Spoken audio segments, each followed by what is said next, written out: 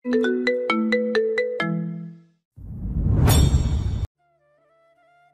কথা বলতেছি আর তানভীর নাস্তা নিয়ে। তারপর আমরা আমাদের খাওয়ার নিয়ে ব্যস্ত। আমি হঠাৎ খেয়াল করলাম রিহান একটা ছেলেকে ঘাট ধরে টেনে ক্যাম্পাসে ফেলে দেয়। আমি সেই সিনটা দেখে আর বসে থাকতে পারলাম না, তাই উঠে গেলাম আর চলে গেলাম সেখানে। আমি সাথে সাথে সেই ছেলেটাকে তুলে ধরি, দেখলাম ছেলেটা পড়ে যাওয়াতে হাত ছিঁড়ে গেছে।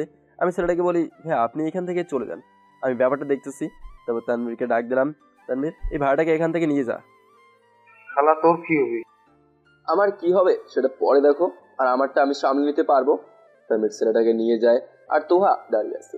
আমি রিহানকে বলি, এই জানোয়ারের বাচ্চা, মানুষকে কি মানুষ মনে করিস না নাকি? নাকি সবগুলো তোর বাপের চাকর লাগে? মানুষটারে পাইছিস কি তুই? ওরে বাবারে, আইসে মানব প্রেমী। ও ছোট লেগের বাচ্চা, এটা আমাদের ভার্সিটি, আমরা যা ইচ্ছে করব। আর যে ছেলেটা নিজের জন্য কিছু করতে পারে না, সে আসছে আবার মানব দরদি দেখাতে। তোর মতো আমি নিকৃষ্ট না যে সবার উপর নিজের জোর খাটাবো। তোর সাহস বেড়ে গেছে তাই না? তারপর গিয়ে দিলাম রিহানকে একটা লাথি। সে আমার লাথি খেয়ে ব্যালেন্স করতে না পেরে উল্টে পড়লো। আমি আবার তার কাছে চলে যাই, তারে আরো কয়েকটা কিল ঘুষি দেই, যার জন্য রিয়ানের ঠোঁট ফেটে গেছে। আমি আবার তার কাছে এগিয়ে যেতেই সে উঠে পালালো। তারপর আমিও সেই ভাইটার কাছে যাই। ভাই আপনি ঠিক আছেন তো?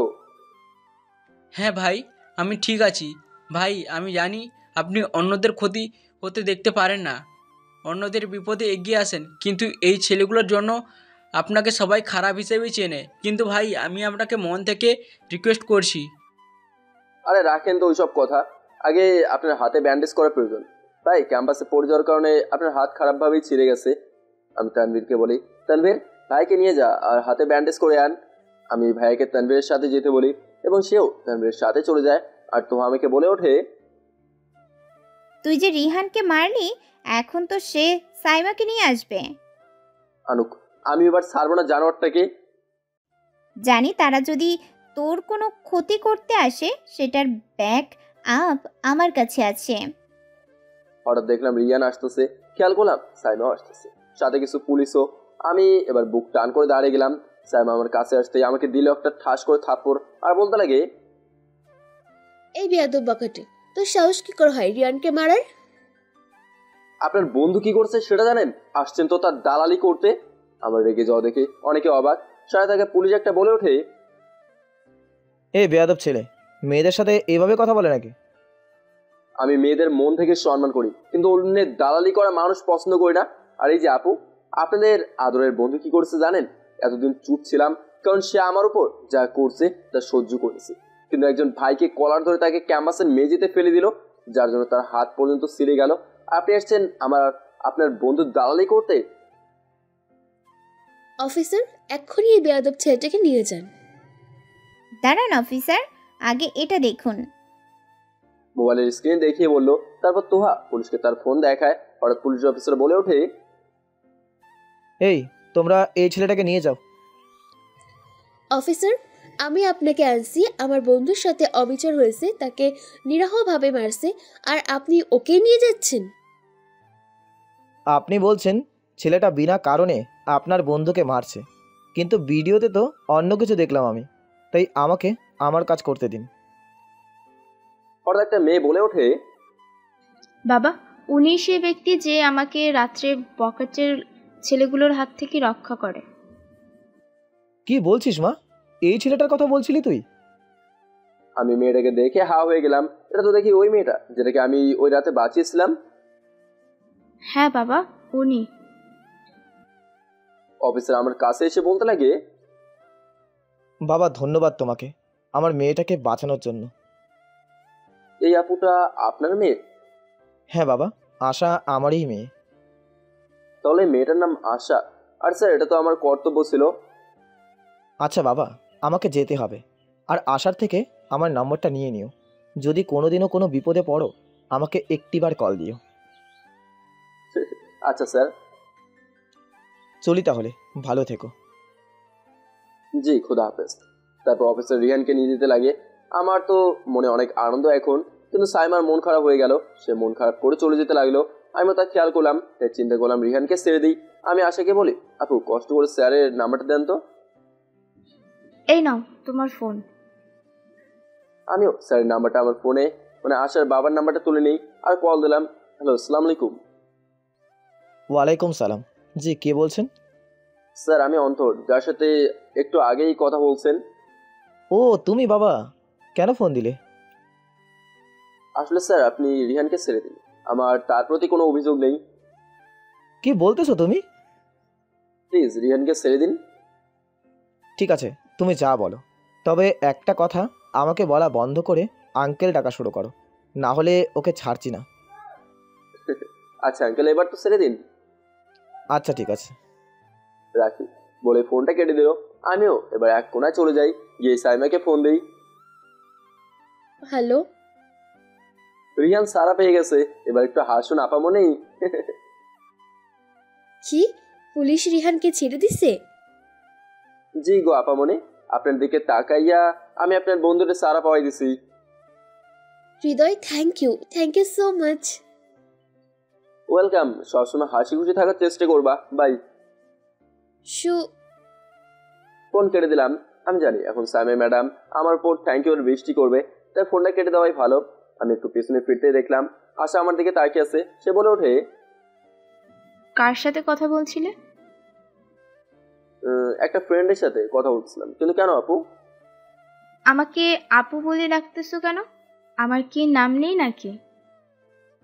আরে আপনাকে আপু ডাকলাম সেটাও ভালো, আপনাকে এক্সট্রা সম্মান দিলাম, কিন্তু আপু আপনি ওই সময় এমন কেন বললেন আপনার বাবাকে যে আমি আপনাকে ওই রাতে ছেলেগুলোর হাত থেকে বাঁচাইছি? ওই রাতের ঘটনাটা আমি বাবাকে বলেছিলাম। বাবা তোমার সাথে দেখা করতে অনেকবার ভার্সিটিতে আসে, কিন্তু তোমাকে পাওয়া কোথায়? সেকেন্ডে তুমি গায়েব হয়ে যাও। কিন্তু আজ যদি এটা না বলতাম তাহলে আমার বাবার সামনে তুমি খারাপ হয়ে যেতে, তাই আমি কথাগুলো বাবাকে বললাম। আচ্ছা থ্যাংক ইউ, আর সরি ওদিনের ব্যবহারের জন্য। It's okay. আচ্ছা, আমি কি তোমাদের বন্ধু হতে পারি? না মানে এখনো বেশিরভাগই আমাকে খারাপ হিসেবে চেনে, আর আপনি যদি আমার সাথে বন্ধুত্ব করেন তাহলে আপনার চরিত্র নিয়েই কথা উঠবে, তাই আমার সাথে না মেশাটাই ভালো। জি না, আমি তোমাদের সাথে বন্ধুত্ব করবই, বিশেষ করে তোমার সাথে। এখন বন্ধু বানাবে কিনা সেটা বলো। As your wish. তাহলে চলো, তোমার বন্ধুদের সাথে আমাকে মিট আপ করাও। ওকে চলেন। অন্যদিকে ওই শালা অন্তরটার জন্য আমি সাইমার সামনে খারাপ হয়ে গেলাম। এখন নিশ্চয়ই আমাকে সাইমা খারাপ ভাববে। না, আমাকে কিছু একটা করতে হবে। ওই অন্তরকে টাইট দিতে হবে, সাথে সাইমাকেও নিজের জালে ফাঁসাতে হবে, নাহলে মোটা অঙ্কের টাকা মিস হয়ে যাবে।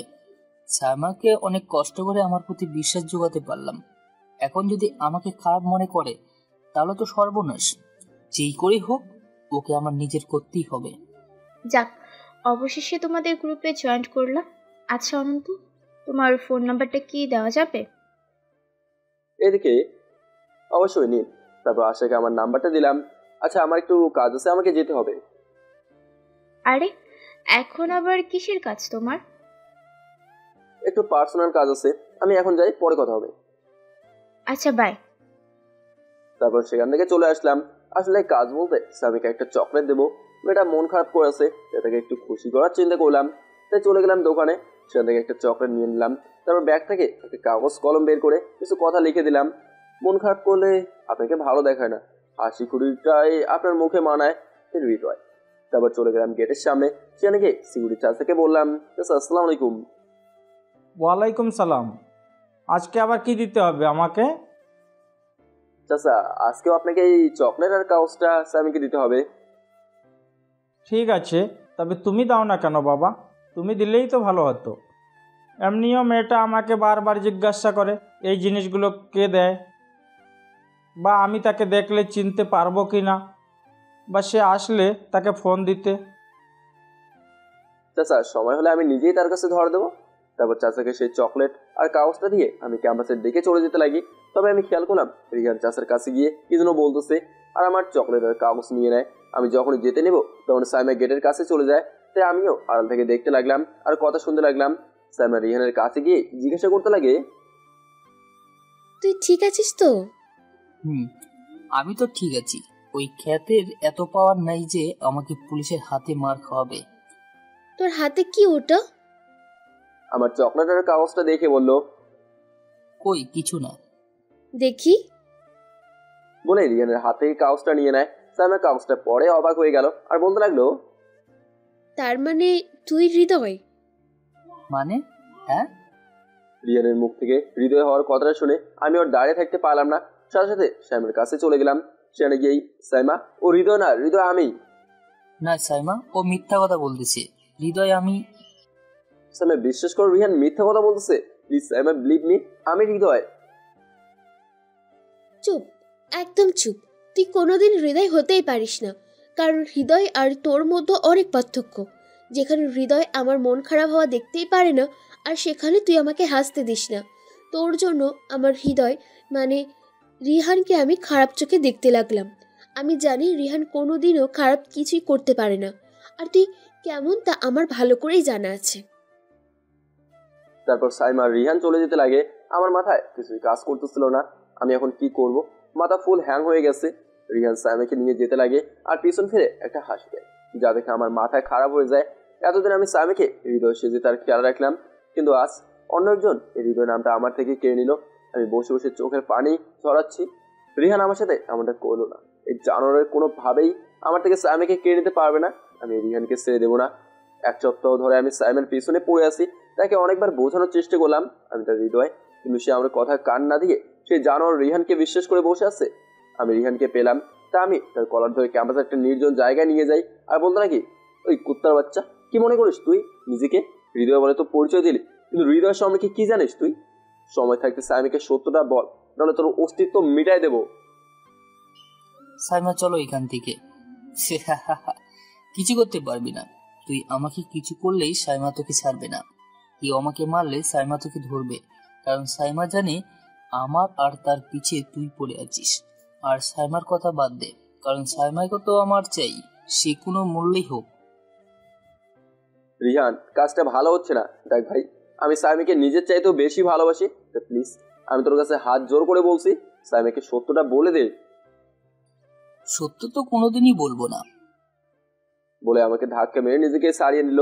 রিয়ান বুক ফুলে যেতে লাগে আর বলতে লাগে, সাইমার কথা ভুলে যা, কারণ আমি সাইমাকে চাই। যেই করে হোক তাকে তো আমার করেই ছাড়বো। এটা বলে রিহান চলে যায় আর আমিও সাইমাকে ফোন দিতে থাকি, কিন্তু সাইমার ফোন বন্ধ। সন্ধ্যাবেলায় আমি সাইমার বাসার সামনে গেলাম। দেখলাম সাইমার বাসা খুব সুন্দর করে সাজানো হচ্ছে। আমি সেখানে গিয়ে দারুণকে জিজ্ঞাসা করলাম, চাচা বাড়ি এভাবে সাজাচ্ছে কেন? আরে কাল সাইমা মামনের বিয়ে, তাই আর সুন্দর করেই বাড়িটা সাজানো হচ্ছে। দারুণের কথাটা শুনে মনে হলো কি আমার কলিজায় ছুরি ঢুকিয়ে দিল। আমিও এবার ডাইরেক্ট বাড়িতে ঢুকে যাই আর সাইমা সাইমা বলে চিৎকার করতে লাগি। আমার চিৎকার শুনে বাড়ির সবাই বেরিয়ে আসে আর আসতে আমাকে বলতে লাগে, এই ছেলে, এইভাবে সাইমাকে ডাকতেছো কেন? কে তুমি? আঙ্কেল প্লিজ আপনি সাইমাকে ডাকুন, ও আমাকে চেনে। কিছুক্ষণ পরে সাইমা আসে আর এসেই, এই বেয়াদব ছেলে, তোকে মানা করছি না আমার আশেপাশে যাতে না আসিস। সাইমা প্লিজ আমার কথাটা শোনো, আমি তোমার হৃদয়, প্লিজ একটাবার আমাকে বিশ্বাস করো। কুত্তার বাচ্চা, তোকে কখনোই আমি বিশ্বাস করব না, কারণ তোকে আমাদের ভার্সিটির স্টুডেন্টরা ভালো করে চেনে। এখনই আমার বাড়ি থেকে বের হ। সাইমা প্লিজ কথাটা শোনো। কিছুক্ষণ পরে রিহান আসে আর বলে, দারোয়ান, এই ছোট লোকের বাচ্চাটাকে বাড়িতে ঢুকতে দিয়েছে, এখনই বের করো এই ছোট লোকের বাচ্চাটাকে। দারোয়ান এসেই আমাকে টানতে টানতে বাড়ি থেকে বের করতে লাগে। সাথে সাইমা আর রিহানও বাইরে আসে। আমাকে বাড়ির বাইরে আনতেই বলতে লাগে, আমিও দেখবো এই বিয়েটা কি করে হয়। এই বিয়েটা আমি ভাঙবই, যে করেই হোক। প্লিজ আমার কথাটা শোনো। কি বলবি তুই? তুই বলবি তুই হৃদয়, তাই না? শোন, তুই হৃদয় কোনোদিন হতে পারিস না। আর যদি এই বিয়েটা ভাঙিস তাহলে আমি আত্মহত্যা করব, যার জন্য তুই আমার মৃত্যুর জন্য দায়ী থাকবি। তাই বলতেছি আমার পেছনে পড়া বন্ধ কর। যদি আমার বিয়েটা ভাঙে তাহলে আমিও এই পৃথিবীতে থাকবো না। আর দূর হ আমার চোখের সামনে থেকে।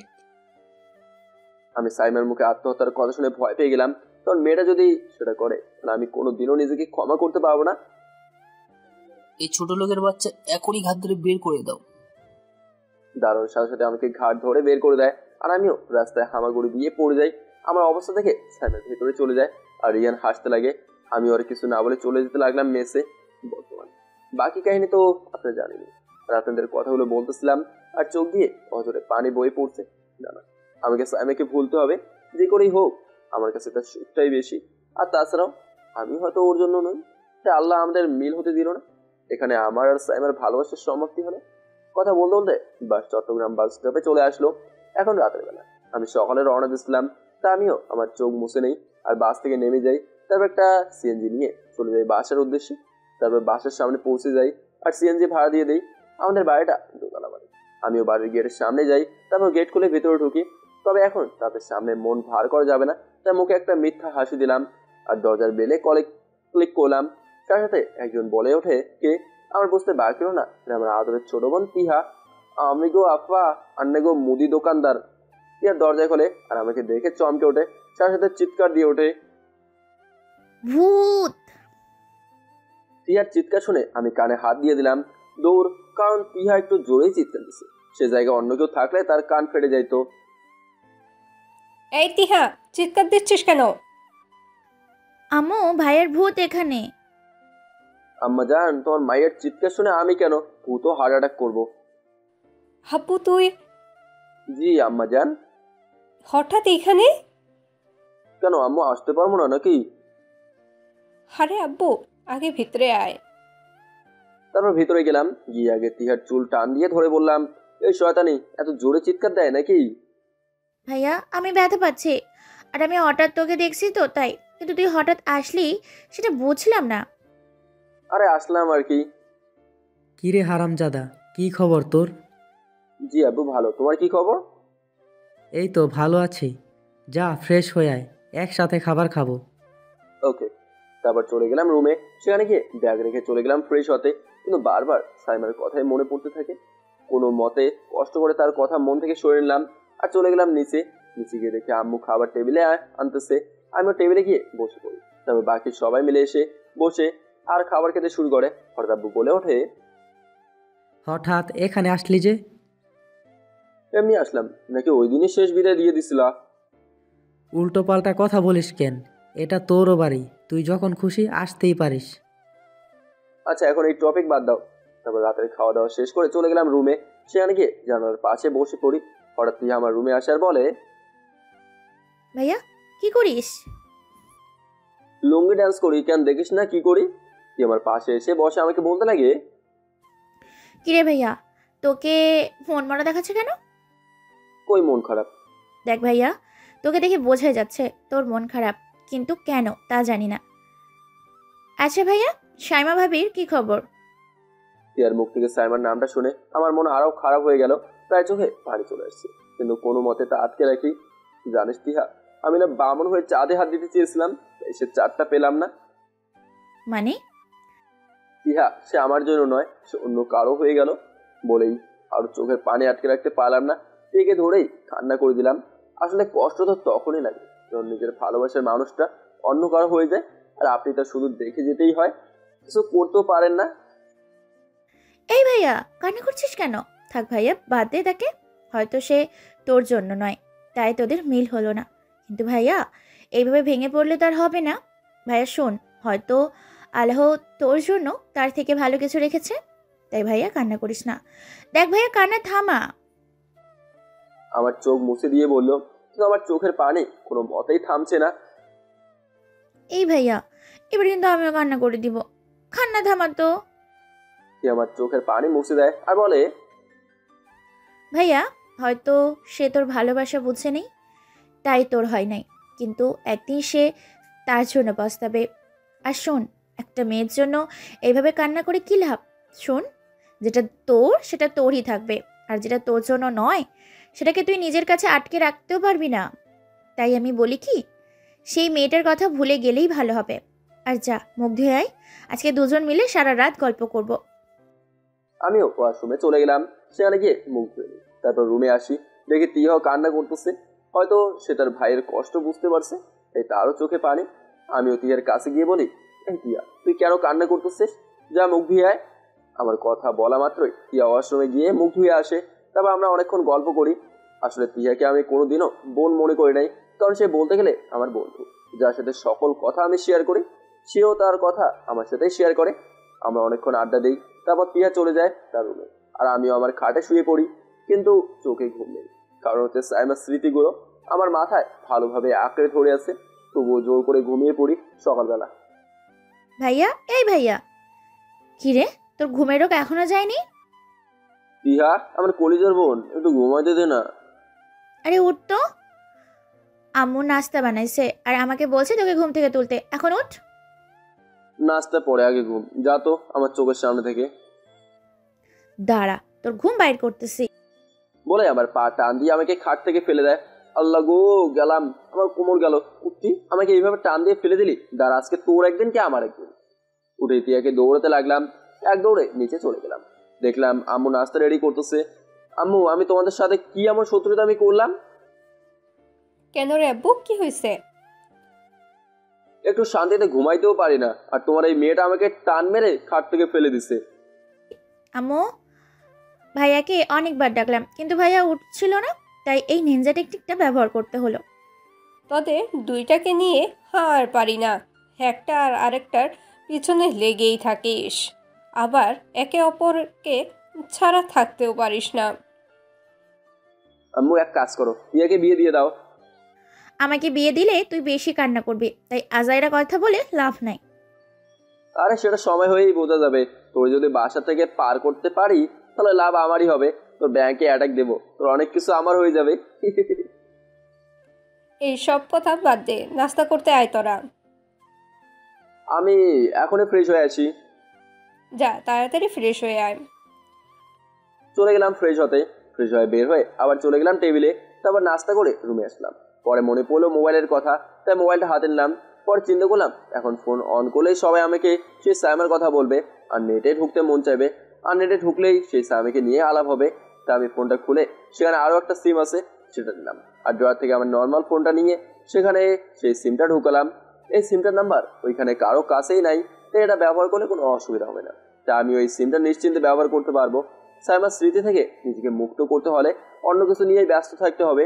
তাই চিন্তা করলাম এলাকার বন্ধুদের নিয়ে ব্যস্ত থাকবো। তাই এক হারামিকে ফোন দিলাম, সেও রিসিভ করলো। তুই রাহিব, চোর ধরি করে তুই? শালা আবার আমাকে চোর ধরি কইলি? আমাকে কি তোর চোর ধরা মনে হয় নাকি? শালা, তোর নামই তো রাহিব চৌধুরী, তাই তোরে আদর করে এই নামে ডাকি। এখন বল, কই তুই? বাড়িতে। কেন? মামা, পুরানো আড্ডার জায়গা আসো, সেখানেই দেখা হচ্ছে। তুই এলাকায় আসছিস? ওই ও সাথে ইমরান আর জিশান রে বলে দিস। মাম্মা, খেলা হবে, আমি এক্ষুনি আসতেছি। তারপর ফোন কেটে দিলাম। আমি এবার বের হওয়ার জন্য রেডি হলাম, আর আমার ওয়ালেট, আমার নর্মাল ফোনটা নিয়ে বাড়ি থেকে বের হলাম। তারপর হাঁটতে লাগলাম আমাদের আড্ডার উদ্দেশ্যে। আমাদের আড্ডা হচ্ছে একটা চায়ের দোকান, সেখানে আমরা আড্ডা দিই আর চা খাই। তবে সিগারেটে আমাদের ইন্টারেস্ট নেই। চিন্তা করলাম এক হারামজাদের ডিস্টার্ব করবো, তাই ফোনটা হাতে নিয়ে একটারে কল দিলাম। যারা কল দিলাম তার নাম শান্তা। আমি তারে জাতির শ্রেষ্ঠ আন্টি কান্তা আন্টি বলে রাখি। ফোন দেওয়ার সাথে সাথে সেও রিসিভ করে। হ্যালো, আসসালামু আলাইকুম, কে বলছেন? আমি থানা থেকে ইন্সপেক্টর অর্ণব বলতেছি। আমি কি শান্তার সাথে কথা বলতেছি? জি, থানা থেকে আমাকে কেন কল দিলেন?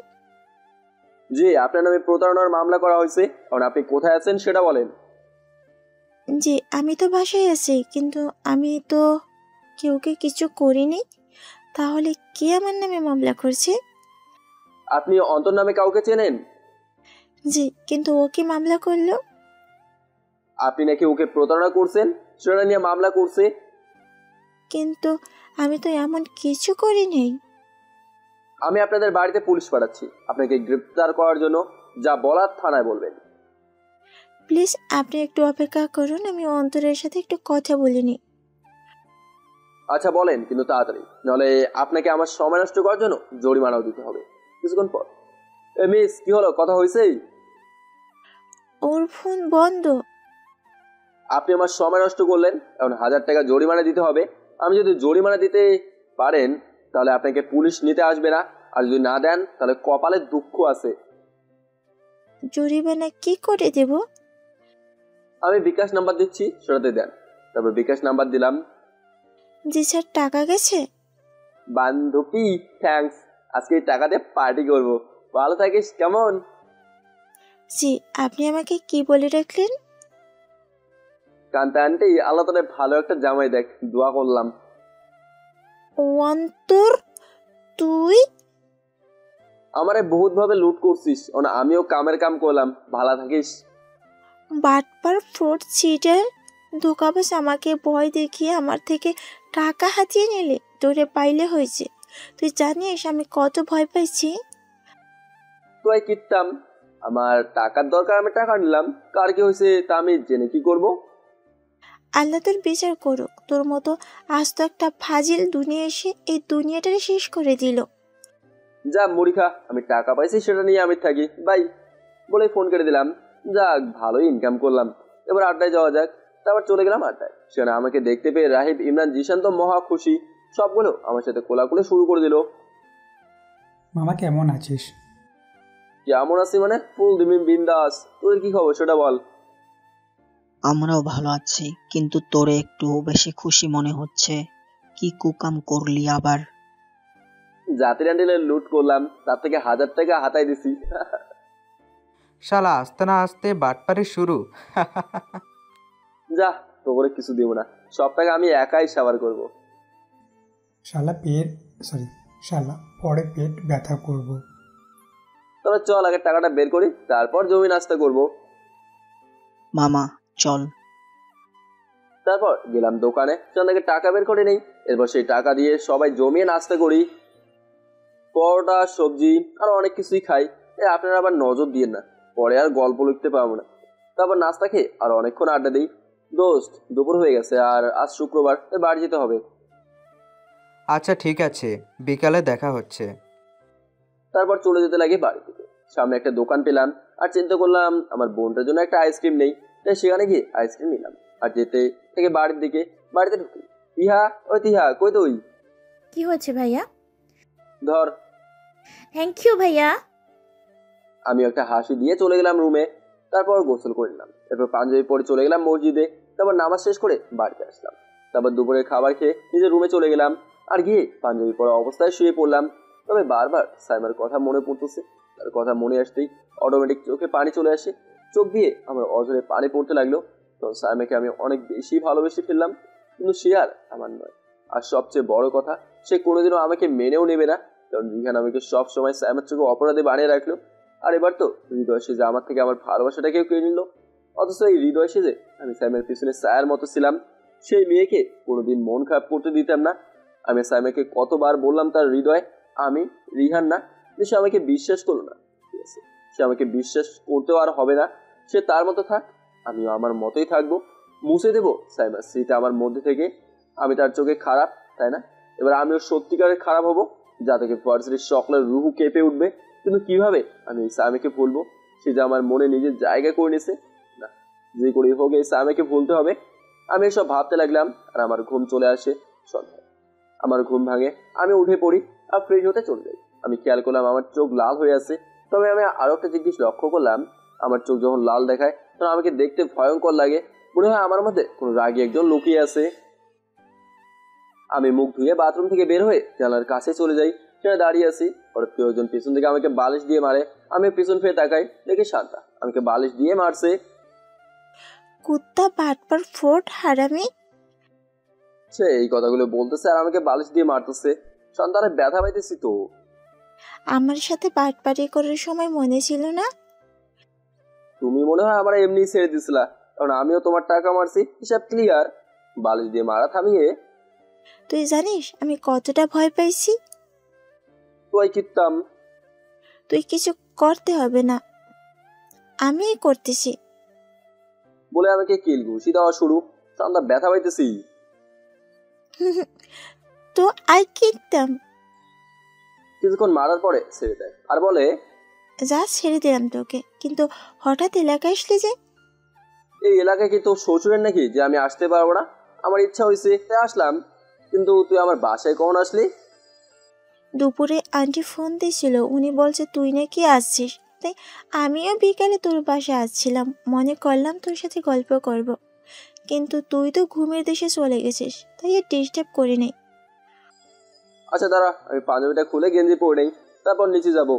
আমি বাথরুমে গিয়ে পাঞ্জাবি খুলে টি শার্ট পরে নেই, তারপর বলি চল নিচে যাব। চল। তারপর আমরা নিচে গেলাম। সেখানে শান্তার মা শান্তার বোনকে দেখলাম। আমি সেখানে গিয়ে সালাম দিলাম, আসসালামু আলাইকুম আন্টি, কেমন আছেন? এই তো ভালো, তুমি কেমন আছো? জি আন্টি, আমিও ভালো আছি। তারপর সেখানে বসে নাস্তা করতে করতে তার সাথে অনেকক্ষণ আড্ডা দিলাম। আচ্ছা ভাবি, তাহলে আমরা আসি, অনেক রাত হয়ে গেছে। আরে রাতের খাবারটা খেয়ে যান। আজ না, অন্য কোনো দিন। আজ তাহলে আসি। আচ্ছা ঠিক আছে। তারপর আম্মু আমাকে বললে, অন্তর, ওনাদের বাড়ি পর্যন্ত দিয়ে আয়। জি আম্মু। তারপর তাদের নিয়ে বাড়ি থেকে বের হলাম আর চুপচাপ তাদের সাথে যেতে লাগলাম। তারপর শান্তাদের বাড়ির সামনে চলে আসি। অন্তর, চলো, আজকে আমাদের সাথেই রাতে খাবার খাবে। না আন্টি, অন্য কোনো দিন, আজ আমার কাজ আছে। আম্মু তোমরা ভিতরে যাও, আমার অন্তরের সাথে কিছু কথা আছে। আচ্ছা ঠিক আছে। তারপর শান্তার মা আর বোন চলে যায়। এরপরই শান্তা বলে ওঠে, এই তোর কি হয়েছে বলতো? কই কিছুই তো হয় নাই। দেখ, কিছু তো একটা হয়েছে, না হলে তুই আমাকে এইভাবে শান্তিতে থাকতে দিতি না। বলতো কি হয়েছে তোর? মন মরা কেন তুই? আর আমি ঠিক আছে, শুধু মাথা একটু ব্যথা করতেছে আর কি। আচ্ছা তাহলে বাড়ি যা আর গিয়ে রেস্ট নে। আচ্ছা তাহলে পরে কথা হবে, বাই। বাই। তারপর শান্তা চলে গেল আর আমিও এবার একা একা রাস্তায় হাঁটতে লাগলাম। মাথায় বারবার এই সাইমার কথা আসতেছে। কি এই মেয়েটার স্মৃতিগুলো কি আমাকে শান্তিতেও থাকতে দেবে না নাকি? কেন আমার মস্তিষ্কে তার স্মৃতিগুলো আঁকড়ে ধরে আছে? আর কিছুই ভালো লাগতেছে না। যখন এই মেয়েটার কথা মনে আসে, অজান্তে আমার চোখ দিয়ে পানি পড়তে লাগে। নির্জন রাস্তায় আমি একা একা হাঁটছি আর চোখের পানি ফেলছি। আর সত্যি কলিজাটা ফেটে যাচ্ছে, কিন্তু আমার কষ্ট বোঝার মতো এখন কেউ আমার পাশে নেই। হাঁটতে হাঁটতে আরও এক নির্জন জায়গায় চলে গেলাম। তবে সেদিকে আমার খেয়াল নেই। হঠাৎ একজন আমাকে এসে বলে, এই যা আছে সব বের কর, না হলে ছুরি পেটে ঢুকিয়ে দিব। আমিও আমার পকেট থেকে সুন্দর করে আমার নর্মাল ফোন আর মানিব্যাগটা বের করে দিয়ে দিই। এরপর আবার হাঁটতে লাগি। তখন আমার এমন অবস্থা হয়ে গেল যে কেউ আমাকে যদি মেরেও ফেলে আমি তার দিকে ফিরেও তাকাবো না। সেই ছেলেটা আবার আমার কাছে আসে আর আমার সামনে দাঁড়িয়ে যায়। তাকে বলি, দেখেন ভাই, আমার কাছে আর কিছুই নেই, যা ছিল সব দিয়ে দিছি, এবার আমাকে একা ছাড়েন। কিন্তু ছেলেটা আমার সামনে দাঁড়িয়ে আছে। ভাই বললাম তো আমার কাছে আর কিছুই নেই, শুধু একটা ভাঙা মোড় আছে, সেটা নেবেন? যদি নিতে চান নিয়ে যান, আমি আপনাকে কিছুই বলবো না। আর যদি আমাকে মেরেও ফেলতে চান তাহলে আমার কোনো অভিযোগ নেই, আমাকে মেরে ফেলেন, তাতে আপনারই লাভ হবে। আমার শরীরের অঙ্গ প্রত্যঙ্গ নিয়ে বাজার বিক্রি করে দিয়েন বলেন। বলে কান্না করতে করতে রাস্তার মাঝখানে বসে পড়লাম আর কান্না করেই যাচ্ছি। ছেলেটা বলে ওঠে, ভাই আমি ছিনতাইকারী হতে পারি, কিন্তু এত নিকৃষ্ট মানুষ নয় যে আপনার কষ্ট দেখে আপনাকে মেরে ফেলবো বা আপনার ক্ষতি করব। আপনাকে দেখে মনে হচ্ছে আপনার ভালোবাসা আপনাকে ছেড়ে চলে গেছে, তাই তো? আমি ছেলেটার দিকে তাকিয়েছি। ছেলেটা আমাকে ধরে রাস্তার এক কোণায় নিয়ে যায় আর বসিয়ে দেয়, আর সেও আমার পাশে বসে আর বলতে লাগে, আপনার কষ্ট আমি বুঝি ভাই। আসলে এই দুনিয়ায় না, ভালোবাসা আমাদের জন্য নয়। আমরা যাদের মন থেকে ভালোবাসি তারাই আমাদের সব থেকে বেশি কষ্ট দেয়। আমিও আপনার মতো পরিস্থিতির শিকার হয়েছি ভাই। আমার ভালোবাসাও আমাকে ছেড়ে চলে গেছে, কারণ আমি মধ্যবিত্ত বলে। আমার না ছিল ভালো চাকরি, না ছিল ভালো একটা ঘর, কিন্তু আমি প্রতিনিয়ত তার আবদারগুলো পূরণ করার চেষ্টা করতাম। কিন্তু সে আমাকে বুঝলো না। সে আমার ভালোবাসা নিয়ে সিনেমিনি খেললো, কিন্তু আমি তাকে পাগলের মতোই ভালোবাসতাম। সে আমার ভালোবাসা নিয়ে খেলেই গেল, আর আজ আমিও ছিনতাইকারী হয়ে গেলাম। জানেন ভাই, এই শহরে ভালোবাসা না তাদের জন্যই যাদের আছে মোটা অঙ্কের টাকা পয়সা। এই দুনিয়ায় মধ্যবিত্তদের ভালোবাসা একটা হারাম জিনিস। কিন্তু ভাই, আমিও তো আর এভাবে তার স্মৃতিগুলো নিয়ে বসে থাকতে পারবো না। তাই আমিও তার স্মৃতিগুলোকে হত্যা করি আর নিজের মতো জীবনযাপন করতে লাগলাম। তাই আপনিও সেই মানুষের স্মৃতিগুলো হত্যা করুন, দেখবেন একদিন সেও আপনার ভালোবাসা বুঝবে। কিন্তু তার জন্য এভাবে সময় নষ্ট করে বা নিজেকে কষ্ট দিয়ে তো লাভ হবে না ভাই।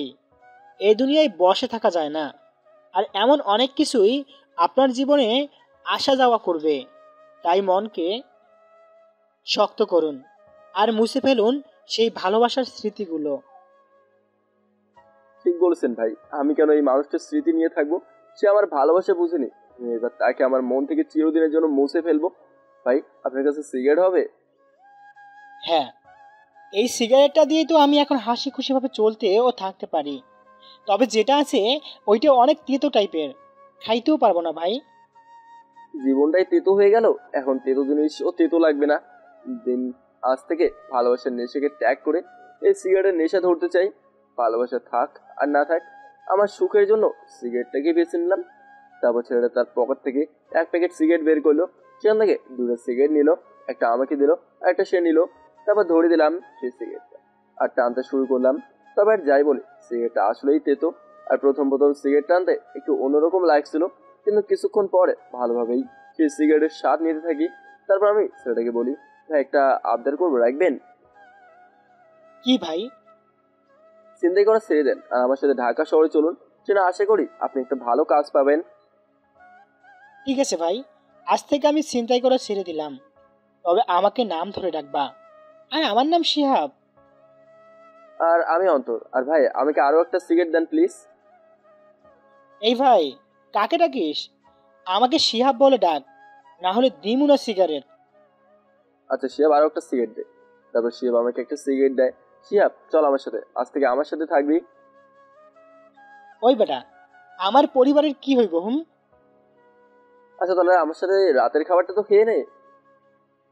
না রে ভাই, বাসায় যাইতে হবে, না হলে কপালে দুঃখ আছে। শিহাব, তুই যে ছিনতাইকারী তোর বাসায় জানে?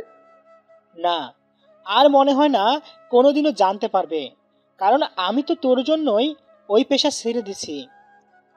কতটুকু পড়ছিস ভাই?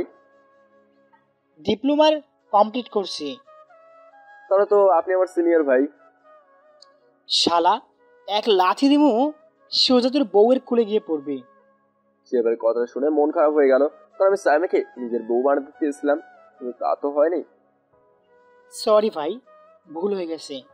আর এই নেতের ওয়ালেট আর ফোন। মানি ব্যাগ আর ফোন এগিয়ে দিয়ে বললো, তবে রে শালা, ওইটাই কি তোর বউ হওয়ার যোগ্যতা আছে? আমি অন্য কাউকে মনে করে বললাম। আচ্ছা তাহলে যাই, পরে কথা হবে। ও তো নাম্বারটা দে। নে। তারপর শিহাবের থেকে নাম্বারটা নেই। আচ্ছা দোস্ত আমি যাই, পরে কথা হবে। সাবধানে যাইস। তারপর চলে গেলাম বাসার দিকে। তবে গায়ের থেকে সিগারেটের গন্ধ বের হচ্ছে, যদি বাসার কেউ জানতে পারে তাহলে আমি আর আস্ত থাকবো না। তাই দোকানের দিকে যাই আর একটা পকেট পারফিউম নিয়ে নেই, সেটা গায়ে লাগিয়ে নেই। এবার নিশ্চিন্তেই বাসায় চলে যাই। বাসায় আমি চোরের মতো এন্ট্রি নিলাম, কোনো সারা শব্দ নাই, লাইট বন্ধ। আমি আমার রুমের দিকে আগাচ্ছি, হঠাৎ আব্বু বলে ওঠে, এতক্ষণ কই ছিলি? আমিও টাস্কি খেয়ে গেলাম। পরে পিছনে দেখে আব্বু দাঁড়ায় আছে। রাতের কয়টা বাজে? মাত্র 10:25 বাজে। আর রাতের খাবার আমরা কখন খাই? মানে 10টার দিকে আর কি। কেন, খাওয়া দাওয়া করো নাই? ঝাঁটা চিনিস? আরে চিনবো না, এটা দিয়েই তো আম্মুর হাতে মায়ের খাও। সাথে সাথে হাসি দিলাম। হারামজাদা, তোর একদিন আজ আমার একদিন বলেই দিল দৌড়ানি। আমিও এক দৌড়ে রুমে চলে গেলাম। তুমি কি দরজা বন্ধ করে দিলাম আর আব্বু বাইরে থেকে বলতে লাগে, হারামজাদা ফোন বন্ধ কেন তোর? আরে আব্বু আমার কাছে নর্মাল সেটটা ছিল, অ্যান্ড্রয়েডটা নষ্ট হয়ে গেছে। তোর জন্য আমরা কেউ খাই নাই, আর তুই বাহিরে ফুর্তি করে বেড়াচ্ছিস। সাথে সাথে আমি রুম থেকে বেরিয়ে বলতে লাগি, তোমরা খাও নাই? না, তোর জন্য অপেক্ষা করতেছে, তাড়াতাড়ি মুখ হাত ধুয়ে আয়। আচ্ছা। তারপর চলে গেলাম ওয়াশরুমে আর ফ্রেশ হয়ে নিচে চলে আসলাম। এসে আম্মু বলতে লাগে, কিরে আব্বু, তুই তো জানিস আমরা সবাই একত্রে খাওয়া দাওয়া করি, তাহলে এমন করলি কেন? খেয়ে বের হতি। সরি আম্মু। তারপর আমরা রাতের খাবার খেয়ে নেই, এরপর রুমে চলে যাই। সেখানে গিয়ে রুমের দরজা বন্ধ করে পকেট থেকে সিগারেট ধরিয়ে দিই আর টানতে লাগলাম। একটা নেশাই পারে আর একটা নেশা থেকে মুক্ত করতে, তাই আমিও সিগারেটের নেশাই বেছে নিলাম। ভালোবাসার নেশা থেকে মুক্ত হতে চাই না এই ভালোবাসা, চাই না এই মান অভিমানের কাহিনী। এখন থেকে পরিবার, বন্ধুরা আর আমার সিগারেটই আমার সাথে থাকবে। লাগবে না সেই ভালোবাসা নামের অভিশপ্ত জীবন। ভালো আমি বাঁচতে চেয়েছিলাম, কিন্তু ভালোবাসা আমাকে চায়নি। আজ থেকে আমিও ভালোবাসাকে চাইবো না, ত্যাগ করলাম এই ভালোবাসা না আমার নেশাকে। দুনিয়ায় নাকি ভালোবাসা ছাড়া চলা যায় না, তাহলে আমি কি দুনিয়ার বাইরে আছি নাকি? এখন থেকে নিজেকে নিজের মতো করে রাখবো আর দেখিয়ে দেবো ভালোবাসা ছাড়াও জীবিত থাকা যায়। তারপর ঘুমিয়ে পড়ি। এভাবে পরিবার, এলাকায় বন্ধুদের আর সিগারেটকে নিয়ে 5টা দিন কাটিয়ে দিলাম। 5 দিন পর, হ্যালো শিয়াব, ব্যাগ গোছাছিস? মামা, গোছাচ্ছি তো। বাস কয়টায়? 10টায়। ওকে, আমি স্টেশনে অপেক্ষা করব। ঠিক আছে, সময় মতো স্টেশনে পৌঁছে যাস, আমি চলে আসবো। রাখি, ভালো থাকিস। Okay bye. তারপর ফোন কেটে দিলাম। আমি ব্যাগ গোছাচ্ছি, তখন আমার বোন তিহা আসে আর বলে, ভাইয়া আজকেই চলে যাবে? হ্যাঁ রে, ক্লাস আছে তাই যেতে হবে। তাহলে মন খারাপ করবি নাকি? ভাই কি চিরদিনের জন্য চলে যাচ্ছে নাকি? ভাইয়া উল্টোপাল্টা কথা বলবি না কিন্তু। আচ্ছা শোন, আম্মু আব্বুকে জ্বালাইস না, তাদের কথা শুনবি আর পড়াশোনা ভালোভাবে করবি, কেমন? আর নিজের খেয়াল রাখবি। তুই তোর খেয়াল রাখিস ভাইয়া। তারপর বোনের সাথে কথা শেষ করে আব্বু আম্মুর থেকে বিদায় নিয়ে চলে গেলাম বাস স্টেশনে। সেখানে হারামিগুলো উপস্থিত। মামা, তোরা সাবধানে যাইস। তাহলে আবার আসমু, আবার সবের পিছে আগুন লাগামু। আরে বেটা চিল কর। আমরা ঠিকভাবেই যাব, বাসে হল মানে বাস ছেড়ে দেবে। আচ্ছা দোস্ত, আমরা আসি, ভালো থাকিস তোরা। তোরাও ভালো থাকিস আর নিজেদের খেয়াল রাখিস। তারপর আমি আর শিহাব বাসে উঠে পড়ি, আর সাথে সাথে বাস ছেড়ে দেয় তার গন্তব্যের উদ্দেশ্যে। বাস চলছে আপন গতিতে, আর আমিও সেই 5টা দিনের কথা মনে করতে লাগলাম। কিভাবে যে দিনগুলো কেটে গেল, আসলে আপন মানুষগুলোর সাথে দিন কাটালে দিন কোন দিক দিয়ে চলে যায় তা মনেও থাকে না। তাদের সাথে হাসি ঠাট্টায় মেতে থাকতাম। আর যখনই আমার সাইমার কথা মনে পড়তো বা ডিপ্রেশনে থাকতাম, তখন শিহাব আমার পাশে থেকে আমার খেয়াল রাখতো। আসলে বলতে গেলে শিহাব আমার শুধু বন্ধুই না, সে আমার ভাইও বটে। কারণ সে আমার সব সময় খেয়াল রাখতো, পাশে থাকতো। কারণ সেও ভালো করেই জানে আমার অবস্থা কেমন ছিল। শিবের ব্যাপারে যত বলবো ততই কম হবে। শালার মতো মানুষ হয় না। সবচেয়ে অবাকের বিষয় হলো, তার ভালোবাসার মানুষটাই তাকে বুঝতে পারলো না। ছেলেটা ছিনতাইকারী হয়েও কোনোদিনও কারো ক্ষতি করে নাই, শুধু ভয় দেখিয়ে ছিনতাই করছে। আর আজ আমরা একে অপরের ভাইয়ের মতোই হয়ে গেলাম। এখন আমার মনে সাইমা নামের কেউ আর অবশিষ্ট নেই। তার একমাত্র কারণ হচ্ছে শিহাব আর সিগারেটের। দুজন একত্রে হলেই ধরিয়ে দিই। সিগারেট আর একটানের সাথে সকল চিন্তা, ডিপ্রেশন গায়েব। যাক, ভালোই হলো সিগারেট নেশায় করলাম। তবে আমি সাজেস্ট করবো আপনারা আমার সিগারেট খাওয়া শুরু করে দিয়েন না। অনেকেই সিগারেট জিনিসটা শখের বসেই খায়, আর অনেকেই নিজের আবেগ কষ্ট লুকিয়ে রাখতে সিগারেট খায়, যেমনটা আমি আর শিহাব করতেছি। আর এই 5টা দিনে একবারও আমি আমার অ্যান্ড্রয়েড ফোনটা অন করে নাই, কারণ তার প্রয়োজনই পড়ে নাই। দেখলাম শালা শিহাব ঘুমাই গেছে। আমি চিন্তা করলাম একটা ঘুম দিই। তা আমিও নিজের সিটে বসেই দিলাম একটা লম্বা ঘুম। রাত 2টা 3 বাজে মনে হয়। বাস বিরতির জন্য থামলো। থামার সাথে সাথেই আমার ঘুম ভেঙে যায়। যেহেতু বাস থামছে তাই আমি উঠে যাই আর শিহাবকে ডাক দিলাম, শিহাব ওই শালা। কি হয়েছে মামা? শালা বাস বিরতির জন্য থামছে, তাই যা ফ্রেশ হয়ে আয়। আমার কথা শুনে শিহাব উঠে গেল। আমরা দুজনেই বাস থেকে নেমে চলে গেলাম ফ্রেশ হতে। তারপর শিহাব গেল বাসের মধ্যে, আর আমি কিছু খাবার জিনিস নিয়ে নিলাম দুজনের জন্য। আমি বাসে উঠে দেখি শালা আবার ঘুম। তা আমি আর তার খাবার আমার ব্যাগে রেখে দেই, আর আমি নিজেরটা খেয়ে নেই। তারপর আবার দিলাম ঘুম। সকালে ভোরে বাস ঢাকায় পৌঁছে গেছে, আর বাস খাওয়া মাত্রই কন্ডাক্টর আমাদের ডাক দেয়, আর আমরা ঘুম থেকে উঠে পড়ি। তারপর আমাদের ব্যাগ নিয়ে চলে গেলাম সিএনজি স্টেশনে, আর সেখান থেকে সিএনজি নিয়ে সোজা আমার মেসের সামনে। তারপর দুজন ম্যাচে ঢুকে যাই। শিহাবের তো ঘুমের 12টা বাজে গেছে, তাই শালা আমার বেডে শুয়ে ঘুমিয়ে পড়ে। আর আমি যেহেতু জেগে আছি, তো ফজরের নামাজটা পড়ে। তারপর আমি একটু বাইরে গেলাম হাঁটতে। আবার সেই ঢাকায় ফিরলাম। রাস্তায় হাঁটতেছি আর মনের ভেতরে শান্তি অনুভব করতে লাগলাম। আসলে এতদিন আমার মনটা অনেক ভারী মনে হতো, কিন্তু শিহাব আমার মনটা হালকা করে দিল। সে আমার ডিপ্রেশনের সময় আমার পাশে ছিল, আর আমাকে ফুল সাপোর্ট করলো। স্যালারি যে পাবে সে সত্যি অনেক ভাগ্যবতী হবে। অনেকক্ষণ বাইরে ঘুরে আবার মেসে চলে আসলাম। তবে আজকে ভার্সিটি যাইতে হবে, তাই কাঁধ ব্যাগে গুছিয়ে নিলাম। এবার ব্রেকফাস্ট রেডি করে নিলাম। তবে শিহাবকে ডাক দিলাম, এই শিহাব কিরে বেড়া, আর ঘুমানো লাগবে না, ওর বেড়া। মামা আরো একটু ঘুমাতে দে। শালা জবের ইন্টারভিউ কি আমি দেবো নাকি? ওর শালা ওটা ফ্রেশ হয় না, তারপর ইন্টারভিউ দিতে যা। শিহাবকে কোনো মতে তুললাম। তারপর শালা গেল ফ্রেশ হতে, আর আমিও চিন্তা করলাম আমার অ্যান্ড্রয়েড ফোনটা অন করি। আমি মোবাইলটা নেই, আমার নর্মাল সেট থেকে সিমটা খুলে আমার অ্যান্ড্রয়েড ফোনে লাগিয়ে নেই, কারণ আমার এই সিমটাও অনেক কাজের। তারপর ফোন করে নিলাম এবং আমার স্টাডি টেবিলের উপর রেখে দিলাম। শিহাব আসে, আমরা নাস্তা করে নিলাম। এরপর শিহাব ইন্টারভিউতে যাওয়ার জন্য রেডি হচ্ছে, আর আমি ফোন নিয়ে বসে পড়ি। 5 দিন ফোনের দুনিয়া থেকে নিজেকে সরিয়ে রাখলাম, আর আজকে আবার ফোন ধরলাম। চিন্তা করলাম ফেসবুক অ্যাকাউন্টের কি অবস্থা সেটা দেখি। তারপর অন করলাম, তার সাথে নোটিফিকেশনের অভাব নাই। আর মেসেজের কথা কি বলবো, মেসেজের মনে হয় বৃষ্টি হচ্ছে। আমার মনে হচ্ছে আমি সবগুলো রিমুভ করে দিলাম। এরপর দেখলাম 25টার উপরে ফ্রেন্ড রিকোয়েস্ট। আমি দেখতে লাগলাম কে কে পাঠাইছে। দেখলাম যতগুলো রিকোয়েস্ট আসছে সবগুলো আমার ক্লাসমেটদের।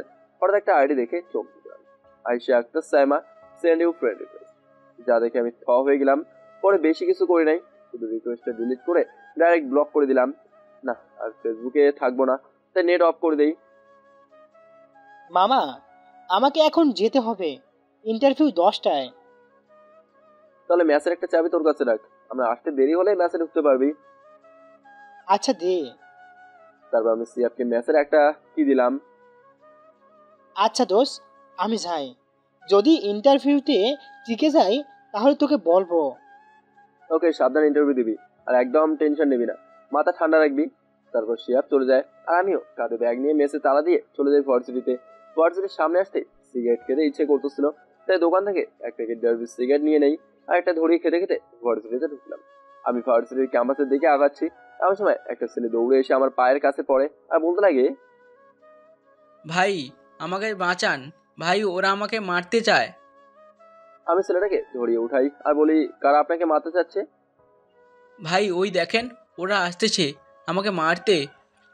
আমি দেখলাম 5 জন আমার দিকে আসতেছে, তাদের হাতে লাঠি। আমি আমার কাছে ছেলেটাকে বলি, কি জন্য তারা আপনাকে মারতে আসতেছে? ভাই ওরা আমাকে র্যাক দিয়েছিল, যার জন্য একটা মেয়ের হাতের থাপ্পড় খেতে হয়েছিল। আমি সেটা প্রিন্সিপাল স্যারকে বলি, কিন্তু তারা প্রিন্সিপাল স্যারকে হুমকি দেয়, যার জন্য তার স্যার কিছু করতে পারে না। বড় লোকের ছেলে, ভার্সিটিতে যা মন চায় করতে পারে, কেউ কিছু কিছু বলতে পারে না এদের। যদি কেউ এদের কথা না শোনে বা তাদের বিরুদ্ধে যায়, পরে এরা সবাইকে মিলে বিরুদ্ধে যাওয়া মানুষগুলোর মারধর করে। ভাই আমরা মধ্যবিত্ত, তাই বলে কি আমরা নিশ্চিন্তে ভার্সিটিতে চলতে পারবো না? আমরা মধ্যবিত্ত বলে কি অন্যদের গোলামি করব নাকি? ভার্সিটিতেও সবার, তাহলে কেন আমরা বড় লোকদের গোলামি করব? আমাদের খারাপ তো তারা দেয় না, তাহলে কেন তাদের কথা শুনতে যাব? কেন তাদের বিরুদ্ধে কিছু করতে পারবো না? তারা বড়লোক বলে তারা মানুষ, আর আমরা মধ্যবিত্ত তাই বলে আমরা মানুষ না? আসলে আমরা সবাই তো মানুষ, মানুষের কাজ হচ্ছে একে অপরের পাশে দাঁড়ানো, সাহায্য সহযোগিতা করা। আর এই ভার্সিটিতে কি শুধু বড়লোকের ছেলেমেয়েরাই কি পড়াশোনা করে নাকি? না, এবার টাইট দেওয়া লাগবে আমাকে। সেই 5টা ছেলে আমাদের কাছে আসে আর বলতে লাগে, এই এই ছেলেকে আমাদের হাতে তুলে দে। আমি পারবো না, আপনি এসে নিয়ে যান।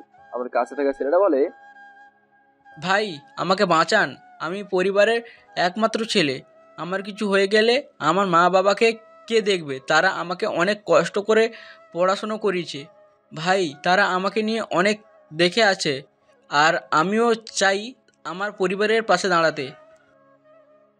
সেই 5টা ছেলের মধ্যে একটা এসে আমার কাছে থাকা ছেলেটার হাত ধরে আর নিয়ে যেতে লাগে। আমিও সেই ছেলেটার হাত ধরে ফেলি। যে ছেলেটা আমার কাছে থাকা ছেলেটাকে নিয়ে যেতে নেয়, সে আমাকে বলে, এই ছেলেটার হাত ছাড়। ছাড়বো না, আমার মুখের সিগারেটটা অন্য হাত নিয়ে নেই। এই ছোট লোকের বাচ্চা, তুই আমার কথা শুনছিস না? হাত ছাড় বলছি, না হলে তার বদলে তোকে নিয়ে যাব। আগে তোর হাঁটার মতো অবস্থা থাকে কিনা সেটা দেখ। ছেলেটা আমার কাছে আসে, ছেলেটার হাত ছেড়ে দেয়। আমার কাছে এসে আমার কলার ধরে, যা আমার মেজাজ 440 করে দেয়। কলার স্যার, না ছাড়লে কি করবি বল তুই? ব্যাস, আমার হাতে থাকা সিগারেট সোজা সে যে হাত দিয়ে আমার কলার ধরছে সে হাতে লাগিয়ে দিলাম, আর সাথে সাথে খুব জোরে তার গালে একটা ঠাস করে থাপ্পড় দিলাম। তবে থাপ্পড়টা একটু বেশি জোরে, যার জন্য ছেলেটা নিচে পড়ে যায় আর তার মুখ দিয়ে রক্ত বেরোতে থাকে। সে তার হাত দিয়ে মুখ চেপে ধরে। ছেলেটার অবস্থা দেখে সেখানে থাকা 4 জনের থেকে 3 জন আমার কাছে দৌড়ে আসে। আমার মেজাজ খারাপ হয়ে গেছে, চোখ লাল হয়ে গেছে। আমি যে ছেলেটাকে মারছি তার হাতে একটা লাঠি ছিল, সেটা হাতে নেই, আর অজরে সে 3টিকে মারতে লাগি, তবে খুব খারাপ ভাবে মারতে লাগে। আমার ভিতরে রাগ জমে আছে, সেই রাগ ওভারলোড হয়ে গেছে। আর ছেলেগুলোকে মারের মধ্যে দিয়ে নিজের রাগ ঝাড়তে লাগলাম, তাদের মেরে আত্মরা করে দিলাম। দেখলাম একজন আছে, তার কাছে আমার কাছে আসা ছেলেটাকে নিয়ে যাই আর বলি, নে এবার ছেলেটাকে টাচ করে দেখা। ছেলেটা চুপ হয়ে দাঁড়িয়ে আছে আর শরীর কাঁপছে। তুই রে কুত্তার বাচ্চা, টাচ কর না এবার। এতক্ষণ তো দেমাগ দেখালি, এখন তো আমি ছেলেটাকে তোর কাছে এনে দিলাম, মার না একে। কিন্তু ছেলেটা চুপ করে আছে আর তার চোখে আমি ভয় দেখতে পাচ্ছি। আর খেয়াল করলাম ভার্সিটির সবাই আমার দিকে তাকায় আছে এবং তাদের চোখেও ভয় দেখতে পাচ্ছি। এতদিন ভার্সিটির সবাই আমাকে অজান্তেই খারাপ হিসেবে চিনতো, কিন্তু আজ তারা আমার এই রূপ দেখে অনেক ভয় পেয়ে গেল। আসলে কিছুক্ষণ আগে আমি যাদের মারছি তাদের খুব খারাপ ভাবেই মারছি, আর যাদের থাপ্পড় দিচ্ছি আমার মনে হয় তার মাটির দাঁত নড়ে গেছে। আমি সেই ছেলেটাকে বলতে লাগি, এই বড় লোকের বাচ্চা, ভার্সিটি কি তোর একাই নাকি নাকি তোর বাবা এটা শুধু তোর জন্যই বানাতেছে? এই ভার্সিটিতে যারা পড়ে সকলের অধিকার আছে নিজের মতো করে ভার্সিটিতে চলা, কিন্তু তোদের মতো বড় লোকেরা আমাদের মতো মধ্যবিত্তদের নিজের চাকর বানিয়ে রাখতে চাস? আমরা কি তোদের দাও খাবার খাই নাকি? নাকি তোরা আমাদের বাসায় গিয়ে খাবার দিয়ে আসিস? এটা যদি বড় লোকদের ভার্সিটি হতো তাহলে তোরা যা মন চাই করতি, আমরা কিছুই বলতাম না। এই ভার্সিটিতে ধনী গরিব মিলে সবাই পড়ে, তার মানে এই না যে তোর চাকর হওয়ার জন্য আমরা ভার্সিটিতে আসছি। কি মনে করিস নিজেদের টাকা আছে বলে টাকার অহংকারী দেখাবি? যদি এতই টাকা থাকে তোদের তাহলে নিজেদের ভার্সিটি বানা আর সেখানে গিয়ে পড়। এখানে মরতে আসছিস কেন? আর টাকা আছে বলে কি যা ইচ্ছা তাই করবি নাকি? আর তোরা নাকি প্রিন্সিপাল স্যারকেও ধমকাইছিস। এই কুত্তার বাচ্চা, প্রিন্সিপাল স্যার কি লাগে তোদের? এত বড় হয়ে মুরব্বীদের স্মরণ করতে শিখলি না? জানি না বাড়িতে মা বাবার আদব কায়দা শিখছিস কিনা, টাকা পেয়ে শিক্ষা ভুলে গেছিস তাই না? আর ভার্সিটি আসিস কি গুণামি করতে?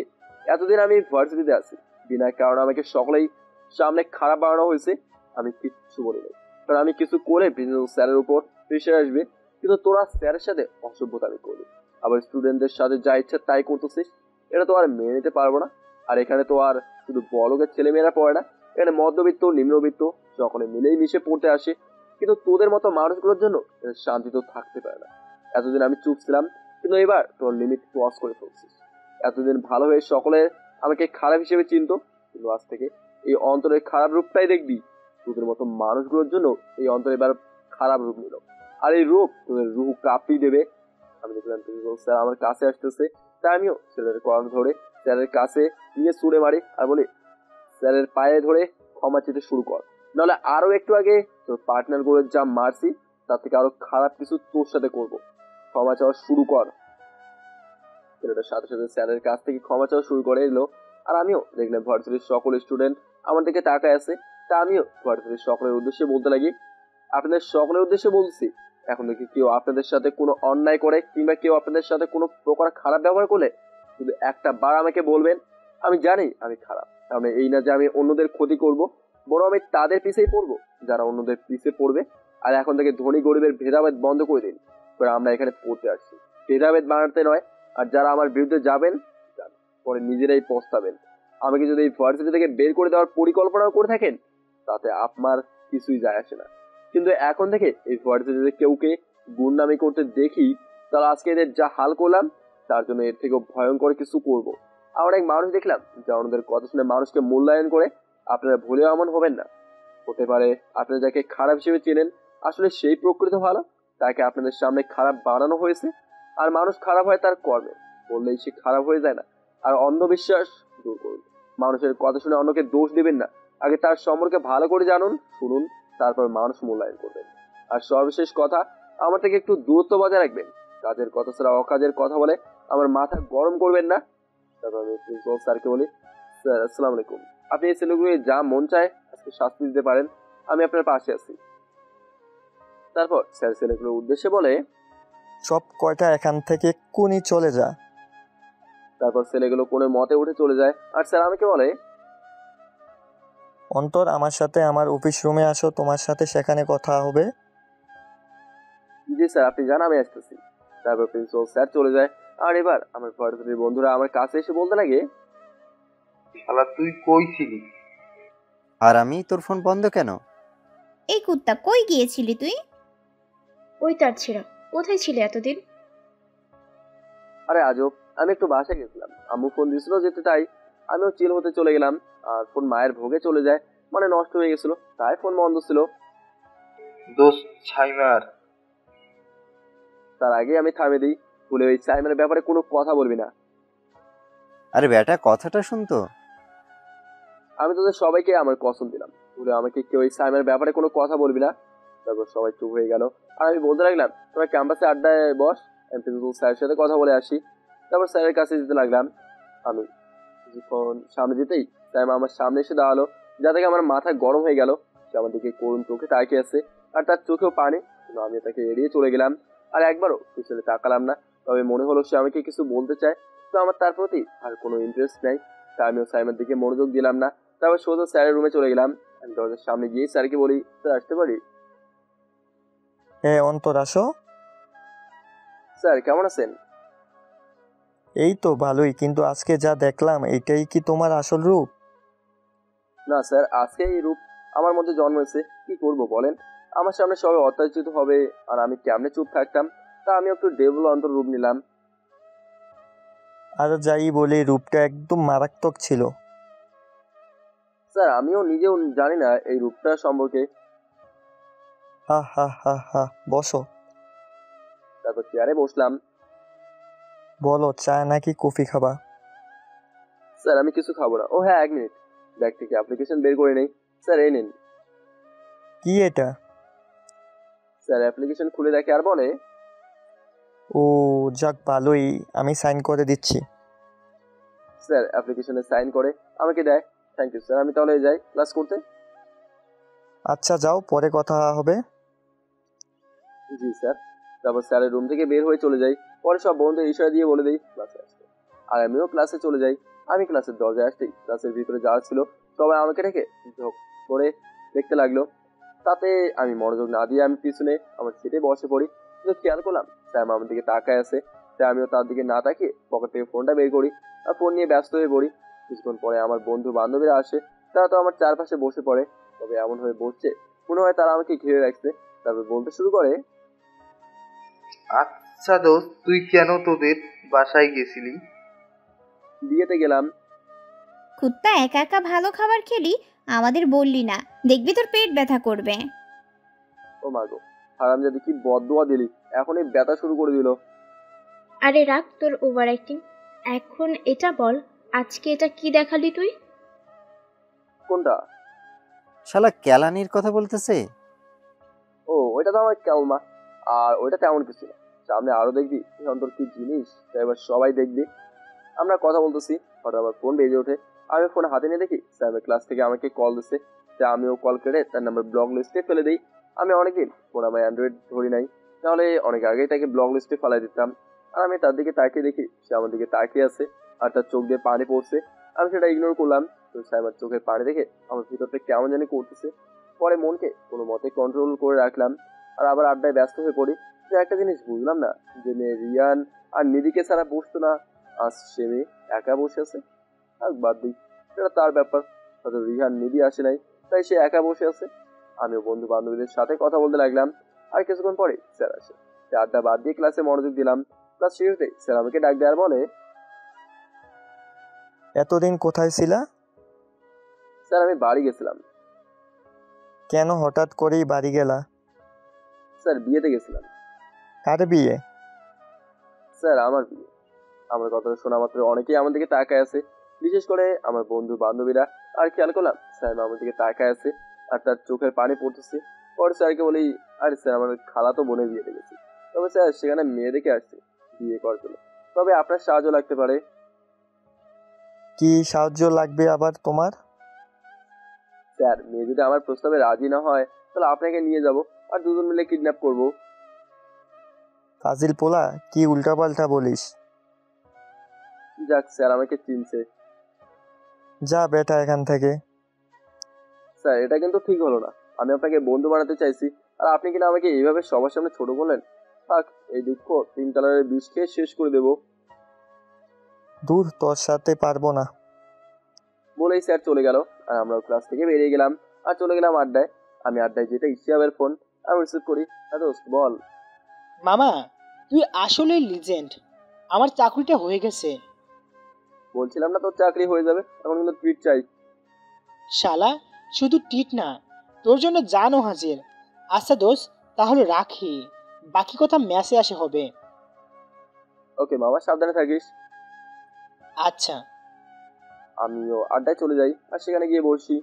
মামা আর মামি সকল আমাদের মতো আরো এক হামারামি আমার সাথে আসছে, ফুল আমাদের কোয়ালিটির। আর সবচেয়ে বড় কথা, আজ আমি হাসি খুশি আছি একমাত্র তার জন্য। তা আমি চিন্তা করতেছি তোদেরকে ওই হারামিটার সাথে পরিচয় করে দেবো। আচ্ছা দিস।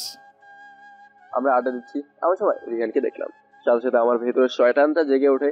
আমি সাথে সাথে রিহানকে ডাক দিলাম। তো আমার কাছে আসে, রে বড় লোকের বাচ্চা, কি খবর তোর? ভাই প্লিজ আমাকে ক্ষমা করে দে।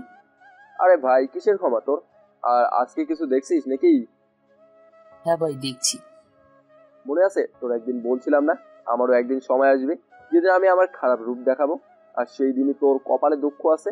আর কি জানি বলছিলি তুই, আমাকে জোকার বানাবি? তাহলে আজকে এই জোকার রূপ দেখছিস? চুপ হয়ে আছে। আমি বলছিলাম না তোদের পাওয়ার শেষ করব আর নিজের পাওয়ার প্রতিষ্ঠিত করব। আমাকে তো বিনা কারণে সাইবার চোখে খারাপ বানাইছে, আমাকে অনেক অত্যাচার করছিস, কিন্তু আমি কিচ্ছুই বলিনি। জানিস আমার কষ্ট কোথায় হয়েছিল? যখন তুই আমার হৃদয়ের পরিচয় দিয়ে সাইমার সামনে নিজেকে প্রকাশ করলে, আমার ভালোবাসা কেড়ে নিলি।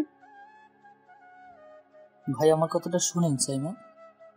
চুপ কুত্তার বাচ্চা, কথা বলবি না। তোদের মতো মানুষগুলোকে আমি ভালো করে চিনি, তোদের রূপ পাল্টাতে সময় লাগে না, গিরগিটিকেও তোরা হার মানাবি।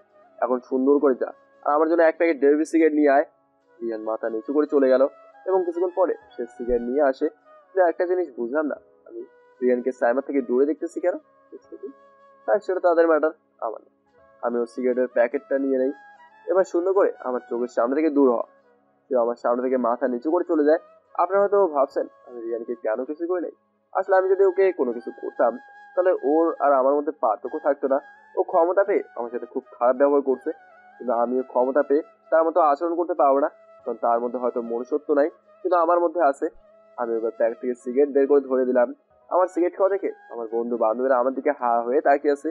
তুই কি দেখিস তোরা? দোস্ত তুই সিগারেট খাস? খাই। কবে থেকে? চট্টগ্রাম যাওয়ার পর থেকে। কিন্তু কেন? এমনি বন্ধু দেখলাম তারা খায়, তাই আমিও একটু ট্রাই করি, আর দেখলাম মজা আছে, তাই আমিও একটু। আসলে আপনারা জানেন আমি সিগারেট কেন খাই, তাই ডিটেলস বলতেছি না। হারামি, এই সিগারেট খেয়ে কি পাস তুই? মজা, সুখ, শান্তি। অনন্ত, সিগারেট খাওয়াটা কিন্তু ঠিক না। ঠিক হোক আর না হোক, আমার ইচ্ছাটাই আমি খাবো। তবে সিগারেট খাওয়া শেষ করে তাদের সাথে আড্ডা দিই। আড্ডা শেষ করে আমি চলে গেলাম ম্যাচে। ম্যাচে গিয়ে দেখি সিয়াব সেখানে উপস্থিত। আর মজার কথা, সে দুপুরের খাবার রান্না করতেছে। বা ভালোই তো, আমি যেতেই। কিরে আছিস? আমি তোর কাজ দেখে শিওর তো। শালা হাসতেছিস? আমি ওর কথা না বাড়িয়ে চলে গেলাম ফ্রেশ হতে। তারপর দুজনে খাবার খেয়ে নিই, আর তারপর আড্ডায় মেতে থাকি। বিকেলে আমরা দুজন বাইরে যাই আর শিয়াবকে এলাকার অনেক জায়গা দেখে দিই, যাতে সে জায়গাগুলো চিনতে পারে। তখন আমরা বাইরে নাস্তা করি, তারপর ম্যাচে চলে আসি। এসে সে ব্যস্ত হয়ে পড়ে কালকে অফিসে যাওয়ার জামা কাপড় রেডি করতে, আর আমিও পড়তে বসি। পড়ার সাথে সাথে ফোনে নেট অন করলাম। নেট অন করার সাথে সাথে মেসেজের নোটিফিকেশন, দুজনের শক খেয়ে গেলাম। মামা, এত মেসেজ কে দিছে তোরে? দাঁড়া দেখতে দে। তারপর আমিও মেসেজগুলো দেখতে শুরু করলাম। বেশিরভাগই আমার ক্লাসমেটের, তারা আমাকে সরি লিখে ভরায় রাখছে। তবে একটা মেসেজ দেখে আমি অবাক হয়ে গেলাম, আর সেটা হলো গ্রুপ মেসেজ। এটা হলো সেই গ্রুপ যে গ্রুপে আমাকে অনেক অপমান করে আর তানভীরকে কথা শুনতে হয়েছে। আর আজ সেই গ্রুপে আমি জয়েন আছি, তাই আমি ওই গ্রুপ থেকে ঢুকলাম। ঢুকতেই আমাকে অনেকে গ্রুপে স্বাগতম জানাচ্ছে, ভালো আছে কিনা জিজ্ঞাসা করতেছে। সেটা আমি তেমন ধ্যান দিই নাই। তবে আমি খেয়াল করলাম আমার নিকনেমের পাশে মানে একটা লাভ ইমোজি সেট করা। আর সবচেয়ে অবাক করার জিনিস হলো আমাকে এই গ্রুপে অ্যাডমিন দেওয়া আছে, যেটা স্যাম নিজে আমাকে অ্যাডমিন বানাইছে। আমি একটু স্ক্রল করে দেখি স্যাম আমার নামের পাশে লাভ ইমোজি লাগাইছে, যা আমার মেজাজ খারাপ করে দিচ্ছে। তা আমি এবার ডাইরেক্ট একটা মেসেজ দিই সেই গ্রুপে, আপনারা আমাদের গ্রুপ নিয়ে থাকেন না, ইচ্ছা আছে গ্রুপ অ্যাডমিন হতে, না ইচ্ছা আছে এই গ্রুপে থাকার। একদিন এই গ্রুপে আমাকে অনেক অপমানিত হতে হয়েছে, আমার বন্ধু তানভীরকে কথা শুনতে হয়েছে, তা আমি ওই গ্রুপে থাকতে পারবো না। ভালো থাকবেন সবাই। আর যে আমাকে আর একবার এই গ্রুপে ঢুকাবে তার কপালে খুব বড় ধরনের দুঃখ আছে। মেজাজটা দেখিয়ে দিয়ে আমি গ্রুপ থেকে লিভ নিয়ে নেই। আমার বিন্দুমাত্র ইচ্ছা নেই এই গ্রুপে, লাগবে না তাদের কোনো প্রকার সুযোগ সুবিধা। এতদিন যখন তাদের সাথে চলতে পারছি, ইনশাল্লাহ আগামী দিনগুলোও চলতে পারবো। তবে আমি আরো একটা গ্রুপে জয়েন আছি, দেখতেছি আমিও সেই গ্রুপে ঢুকলাম। তোমাকে গ্রুপের নাম আর আমার সাথে তোমার গ্রুপের নাম দ্য ফাজিল পোলাপাইন। ওর সাথে সাথে গ্রুপে ঢুকে দেখতে লাগলাম, না এখানে সব বড় ভাইয়া আমাদের ক্লাসমেটরাও আছে, আর এটা আড্ডা গ্রুপে, তাই আমিও এই গ্রুপটায় থেকে গেলাম। তবে দেখতে লাগলাম এখানে সাইমা আছে নাকি, যদি থাকে তাহলে লিভ নিয়ে নেবো, কিন্তু এখানে সাইমা আইডি পাইলাম না, তাই আমিও খুশি। আমি আবার দুষ্টামি শুরু করে দিলাম। ক্যাডারে আমার এই গ্রুপে ঢুকাইছে। অন্তর আমি ঢুকাইছি। তাহলে ঠিক আছে। আরে অন্তর, তাহলে গ্রুপে ঢুকলি? আমার টাইপের গ্রুপ আর আমি ঢুকবো না, এটা কোনো কথা? সাথে সাথে আমার নিকনেম চেঞ্জ করে দিলাম, অন্তর দ্য লেজেন্ডারি ফাজিল। অন্তর, কি নাম দিলি তুই এটা? এই নামটাই আমার সাথে স্যুট করে। আজকে এটা দেখাইলি ভাই, বিশ্বাস কর ভাই, অনেক ভয় পাইছি কিন্তু। এই তো এইভাবে ভয়ে ভয়ে থাকবা, আর পারলে আমার প্রতিদিন সিগারেট কিনে দিবা, বুঝছো মনু? অন্তর, তুই আমাদের ভয় লাগাচ্ছিস নাকি এমনিতেই বলতেছিস? ভয় লাগাচ্ছি। আমার হাত থেকে বাঁচতে হলে আমাকে আপনাদের দুলাভাই বানাতে হইব, তাহলে কপালে দুঃখ আছে। কিন্তু অন্তর গ্রুপে দুলাভাই বানানোর অপশন তো নাই, শুধু অ্যাডমিন বানানো চাইবো। তোর মিয়া দিলা না প্রেস্টিজের আগুন লাগাইয়া, আল্লাহ বিচার করবো। আর কিছু কইলাম না। ওরে শাহন ভাই, আর কিন্তু মেজাজ খারাপ হইতে আছে, পরে আন্নারে ঘরে 28 বাজি ফুট করমু। আসো খেলবো, খেলা হবে। অন্তর, শাওনের থেকে দূরে থাক, এতে কিন্তু ওই টাইপের। এই শাওন ভাই, মিয়া দূরে থাকেন, আপনি সেই টাইপের হইতে পারেন, কিন্তু আমি না। আপনার জন্য রিজভি ভাই ঠিক আছে। ওই হারামি, তুই আমারে এখানে টানতেছিস কেন? ভাই আপনারও শাওন ভাইয়ের টাইপের লাগে, তাই কইলাম আর কি। তারপর পড়ার সাথে সাথে এই গ্রুপে মজা করলাম, পরে নেট অফ করে দিই, আর কিছুক্ষণ পরে নেই। তারপর সিহাব আমি রাতের খাবার খেয়ে পরিবারের সাথে কথা বলে নিই। যেহেতু সিহাব আসছে তাই একজনকে নিচে আর একজনকে উপরে ঘুমাতে হবে, তা আমি নিচে ঘুমালাম আর সিহাবকে উপরে চৌকি দিয়ে দিলাম। তবে সিহাব বলছে সে নিচে ঘুমাবে, কিন্তু আমি দিইনি। কাল বাড়িওয়ালা আসলো, আরও একটা চৌকি দেবে আমাদের, তাই আজ রাত কষ্ট করে ঘুমিয়ে পড়লাম। সকালবেলা সিহাবের ডাকে আমার ঘুম ভাঙে, তা আমিও উঠে পড়ি আর ফ্রেশ হয়ে আসি। সকাল দেখি নাস্তাও রেডি করে আসছি। তারপর নাস্তা করে নেই। সিহাব রেডি হচ্ছে অফিসের জন্য, কাল রাতে শালার অনেক টেকনিক শিখাইছি কিভাবে অফিসে কি করতে হবে। সিহাব রেডি অফিসে যাওয়ার জন্য। মামা, আজকে প্রথম দিন, যা শিখাইছি সেটাই করবি। শালা যাচ্ছে চাকরিতে, কলিগদের ইমপ্রেস করে কি করবো? শালা সবাইকে নিজের প্রতি আকর্ষিত করে রাখবি, আর ফিমেলগুলোর সামনে একটু বেশি ফানি হওয়ার চেষ্টা করবি। হতে পারে তাদের থেকে একজন আমার ভাবি হতেও পারে। দূর শালা, আমি গেলাম, সাবধানে থাকিস। তারপর সিহাব চলে গেল আর আমিও চৌকিতে শুয়ে শুয়ে মোবাইল নিয়েই ব্যস্ত হয়ে পড়ি। দেখলাম মোবাইল বোরিং লাগতেছে, তাই ব্যাগ গুছিয়ে চলে গেলাম ভার্সিটির গেট দিয়ে ঢুকতে দেখলাম সাইমা তার কিছু বান্ধবীদের নিয়ে আমাদের আড্ডায় বসে আছে, যা আমার মাথা খারাপ করে দিল। তাই আমি অন্য এক জায়গায় গিয়ে বসে পড়ি আর ফোন বের করে বন্ধুদের আসবার জন্য কল দিই। তখনই একটা মেয়ে আমার সামনে আসে। মেয়েটাকে আমি চিনি না। আমি মেয়েটাকে বললাম, জি আপু কিছু বলবেন? মেয়েটা আমার সামনে বসে পড়ে, আমাকে প্রপোজ করে বসে। আমি মেয়েটার কাণ্ড দেখে থ হয়ে গেলাম আর রেগে গেলাম। মাথার তাজ ছিঁড়ে গেছে নাকি আপনার? হ্যাঁ, তাই তো তোমাকে আমি প্রপোজ করলাম। Please accept me. আমি সবসময় তোমার পাশে থাকবো, কোনোদিন তোমাকে ছেড়ে যাব না। দেখুন আপু, আমি এসব প্রেম ভালোবাসায় নাই। আমার মনে এখন আমি নিজে, আমার বন্ধু বান্ধবীরা আর আমার পরিবার আছে, আর আমি এসব প্রেম ভালোবাসে ইন্টারেস্ট না। তাই প্লিজ আপনি আমার সামনে থেকে যান। কেন তোমার ভালোবাসার প্রতি ইন্টারেস্ট নেই? সবাই তো ইচ্ছা করে ভালোবাসা পেতে, তাহলে তুমি কেন ভালোবাসার জগৎ থেকে নিজেকে আড়াল রাখতে চাও? তোমার ভালোবাসা পাওয়ার ইচ্ছা করে না? না, আমার ভালোবাসা পাওয়ার জন্য কোনো ইচ্ছাই নাই। তাই প্লিজ আমাকে এইসব নিয়ে ফোর্স করবেন না। আমরা কথা বলছি, হঠাৎ করে সাইমা এসে মেয়েরা চুলের মুঠি ধরে আর বলতে লাগে, এই মেয়ে, তোর সাহস কি করে হলো ওকে প্রপোজ করার? দুনিয়ায় কি ছেলের অভাব পড়েছে নাকি? সাহস তো কম না, তুই আমার জিনিসের দিকে চোখ দিচ্ছিস। আমি সাইমার দিকে হা হয়ে তাকিয়ে আছি। এটা কি হলো? এটা আমাকে প্রপোজ করছে, তাহলে সাইমার এত ফাটলো কেন? আর কি বলছে সে? আমি তার জিনিস?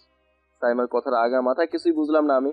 সাইমার কথাগুলো মাথার উপর দিয়ে গেল, তবু আমি সাইমার কাছে চলে যাই আর বলি, এই মেয়ে, তোর সাহস কি করে হলো মেয়ের গায়ে হাত দেওয়ার? কাল কি বলছিলাম ভুলে গেছিস? বড় লোকের পাওয়ার দেখাতে আসছিস তাই না? আপনাকে স্যার, তাহলে কিন্তু ভালো হবে না। না, ছাড়বো না এই ডাইনিটাকে। সে আমার জিনিসে নজর দিচ্ছে, আমি ওকে আজ আস্ত রাখবো না, মেরেই ফেলবো মেয়েটাকে আমি। তোর কোন জিনিসে চোখ দিচ্ছে সে? আপনাকে স্যার, তাহলে আমার সেই খারাপ রূপটা বের করতে বাধ্য করেছিল। আমিও ছাড়ছি না এটাকে। আমি আর নিজেকে কন্ট্রোল করতে পারলাম না, এই সাইমার হাত থেকে মেয়েটাকে সারিয়ে সাইমাকে দিলাম ঠাস করে একটা থাপ্পড়। সাইমার থাপ্পড়কে আমাদেরকে করুণ চোখে তাকিয়ে আছে। আমি সাইমাকে উদ্দেশ্য করে বলি, এই বড় কেন এই ভার্সিটি থেকে পাইছিস কি তুই? ভার্সিটি কি তোর বাবা বানাই দিছে নাকি তোর শ্বশুর বানাই দিছে যে যা ইচ্ছা করে বেড়াবি? তুই মনে করিস কি নিজেকে বড় লোক? টাকা আছে বলে কি যা ইচ্ছা করবি নাকি? আমাদের কি মানুষ মনে হয় না? নাকি তোদের টাকা আছে বলেই তোরা মানুষ আর আমরা তোদের চাকর মনে করিস? আর সে তোর কোন জিনিসের দিকে নজর দিচ্ছে? হ্যাঁ রে, কথা বলিস না কেন?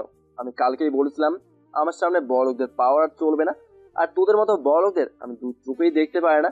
তোদের মধ্যে ভালো খারাপ আছে, কিন্তু তোদের মতো মানুষদের মধ্যে আমি আজ পর্যন্ত ভালোর কোনো কিছুই পেলাম না। তোরা পারি একটা ভালো মানুষকে খারাপ বানাতে আর খারাপ লোকে ভালো বানাতে। আমার দু চোখের সামনে থেকে দূর হয় এখনই। স্যাম আমার কথাগুলো শোনা মাত্রই কাঁদতে কাঁদতে চলে গেল। আর যারা ভার্সিটিতে ছিল তারা তামাশা দেখতেছিল। আমি সেই মেয়েটার কাছে চলে গেলাম। আপু আপনি ঠিক আছেন? তবে আমি তো সাইমার কোনো জিনিসের দিকে তাকাইনি। তাহলে সাইমা আমার সাথে কেন এমনটা করলো? আমিও বুঝতে পারতেছি না। সরি আপু, আমার সাইমার পক্ষ থেকে আমি ক্ষমা চাচ্ছি। ক্ষমা চাইতে হবে না। আমি মেয়েটার থেকে বিদায় নিয়ে আমরা আড্ডার জায়গায় চলে যাই। সেখানে এখন কেউ নেই, তাই আমিও বসে পড়ি। সাইমাকে থাপ্পড় মারাটা বুঝে গেল। সে যেটা করলো সেটাও ঠিক করে নাই, যার জন্য আমার রাগ উঠে যায়। আর যখন রাগ ওঠে তখন আমি নিজের মধ্যেই থাকি না, আমার মধ্যে অন্য কেউ বসবাস করে। তখন আমি সাইমাকে নিয়ে ভাবতে লাগলাম। হঠাৎ আমার ফোন বেজে উঠলো। সিয়া ফোন দিল, আমি রিসিভ করলাম। মামা কাজের মধ্যে ফোন দেয় নাকি? শালা, আমার অফিসে কাল নাগিনী। কি কস মামা, কাউরে সবল দিল না তো? আরে বেটা, যার জন্য আমি সিগারেট ধরছি সেই সুরভি হারামজাদি আমার অফিসে কাজ করে। আজকে আমাকে অফিসে দেখে আমাকে ড্যাব ড্যাব করে দেখছিল। এখন কি করব? আচ্ছা শোন, তাকে চিনো না চেনার ভান করবি, আর তার সামনে অন্য মেয়ে কলেজদের সাথে ফ্ল্যাট করবি, বুঝছিস? আর তার সে ডাকলেও প্রথমে শুনেও না শোনার ভান করে থাকবি, পরে তার ডাকে সাড়া দিবি। তবে ভুলেও তার সামনে গেলে যাবি না, একদম স্ট্রেট থাকবি। ঠিক আছে, থ্যাঙ্কস দোস্ত। আচ্ছা রাখি, কাজ আছে। রাখ। তবে ফোন কেটে দিল। আর আমার বন্ধু বান্ধবরা হাজির। কি আরে, তোরা এত লেট কেন? আরে বেটা, সবাই একত্রে আসবি বলছি, কিন্তু এই বজ্জাত তোয়াটার জন্য লেট হয়ে গেল। ময়দা মাখতে মাখতে লেট করলো। ওই কি বললি? আমি ময়দা মাখি? আরে রাখ তো তোদের আটা ময়দা, বাকি দুটো করে। আদিব আজকে আসবি না? রে বউ, জামাটা মিস করিস না? হ্যাঁ, মিস করি তো।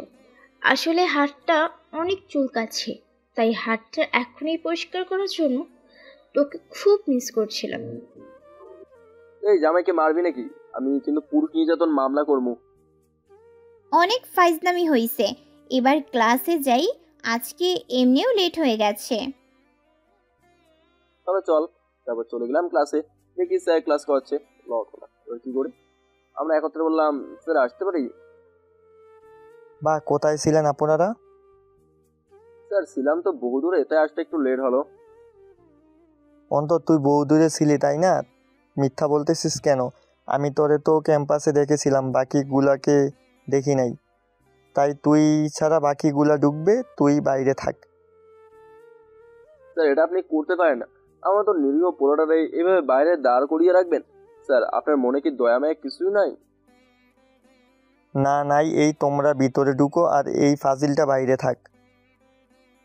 আমি বাদে তানভীর, আশা, তোহা ভিতরে ঢুকলো আর আমি বাইরে দাঁড়ায় আছি।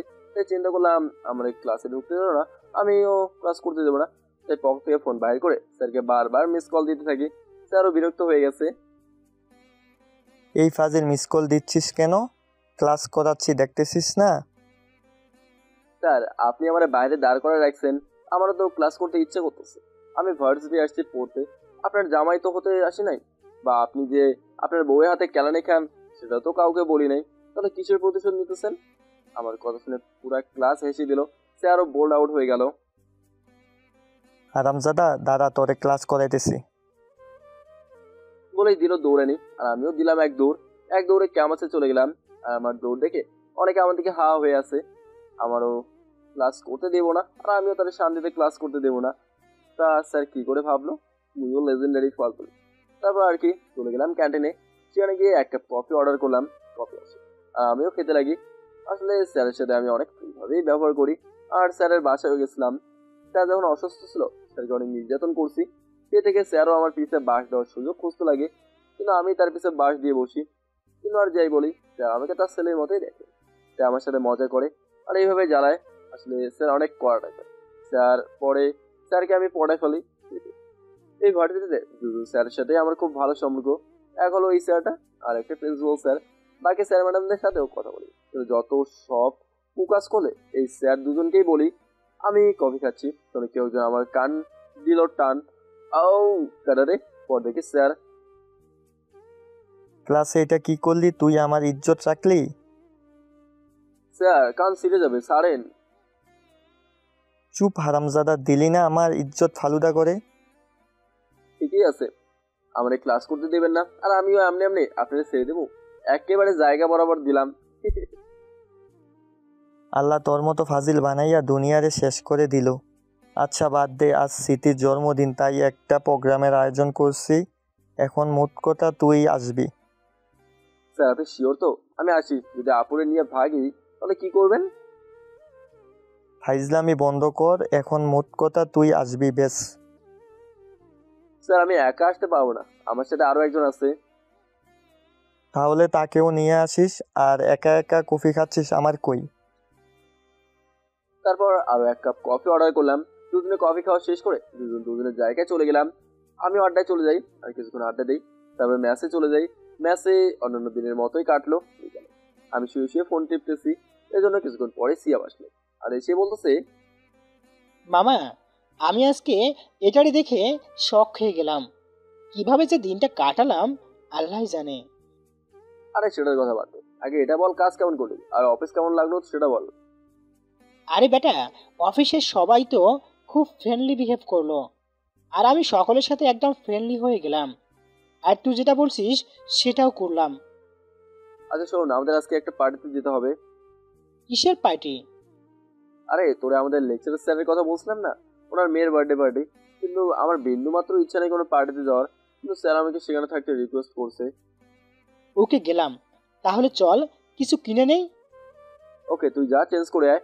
তারপর শিয়াব চেঞ্জ করে আসলো, আর আমরা চলে গেলাম দোকানে কিছু গিফট কেনার জন্য। শিয়াব তোর পড়ার মতো কিছু আছে? আছে কেন?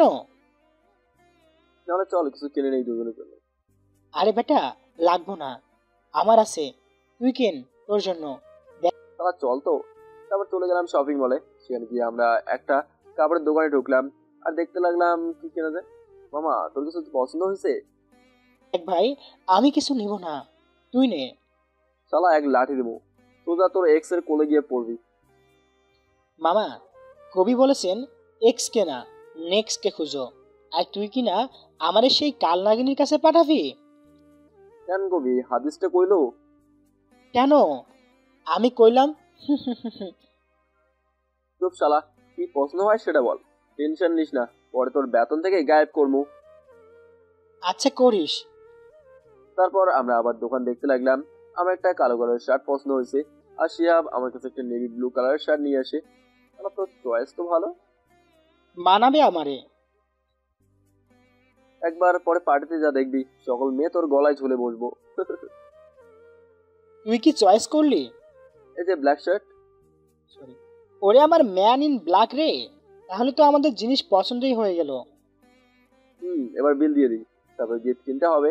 তারপর আমাদের কাপড়ের বিল দিয়ে আমরা চলে গেলাম গিফট কিনতে। গিফট কেনা শেষ, পরে চিন্তা করলাম আমি যেহেতু বাইরে আছি, এই নাস্তাটাও করিনি, তাই বাইরে নাস্তা করলাম আর চলে গেলাম ম্যাচে। ম্যাচে গিয়েই আমরা একটু বসলাম, আর তখনই আমার ফোনে ফোন চলে আসে। দেখি স্যার ফোন দিচ্ছে। হ্যালো স্যার, আসসালামু আলাইকুম। ওয়ালাইকুম সালাম, কোথায় তুই? স্যার ম্যাচে। তাহলে এক্ষুনি চলে আয়, কাজ আছে।